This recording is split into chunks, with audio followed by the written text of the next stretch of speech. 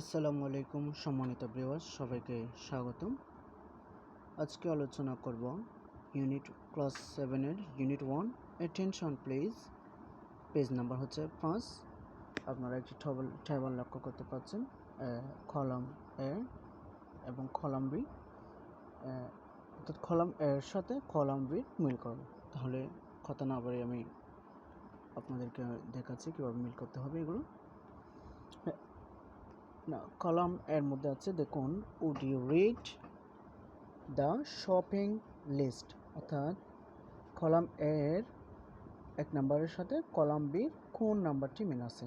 তাহলে কলাম বির মধ্যে আপনারা দেখুন ই নাম্বার, অর্থাৎ N1 এর সাথে ই নাম্বার মিল। Sorry I can't, I have left my glasses in the study, তাহলে একের সাথে ই নাম্বার। কলাম এর 2 নাম্বার, নাম্বার 2 এর সাথে will you go to the market please, এটার সাথে হচ্ছে আপনার কলাম বি এর ইয়েস আই উইল, তাহলে বি নাম্বারের সাথে 2 নাম্বারের সাথে D number, yes I will. এখন হচ্ছে কলাম এর 3 number, will you buy me 1 liter of cooking oil please, column এর নাম্বার 3 এর সাথে মিল আছে certainly I will do it, okay.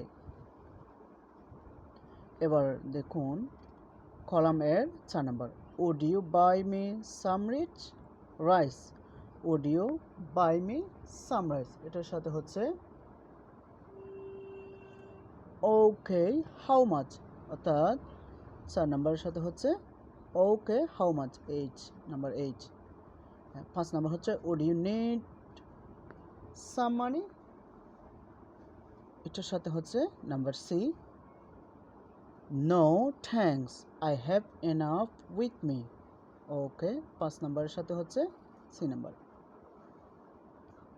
Number 6, would you like some tea, number 6 এর সাথে হচ্ছে yes I did love to, okay. Number 7 এর সাথে হচ্ছে নাম্বার 6 এর সাথে হচ্ছে yes I did love to. এখন আসুন কলামের নাম্বার 7 এর সাথে will you switch on the TV please, এটার সাথে হচ্ছে হোয়াট ফর, নাম্বার 7 এর সাথে জি নাম্বার, ওকে। কলামের number 8, would you tell her to watch TV at 10 PM, তাহলে এটার সাথে হচ্ছে why রিনা is watching। সাথে থাকার জন্য সকলকে ধন্যবাদ। পরবর্তী ভিডিও দেখার আমন্ত্রণ রইল। সাথে আমার চ্যানেলটি সাবস্ক্রাইব করে রাখতে পারেন।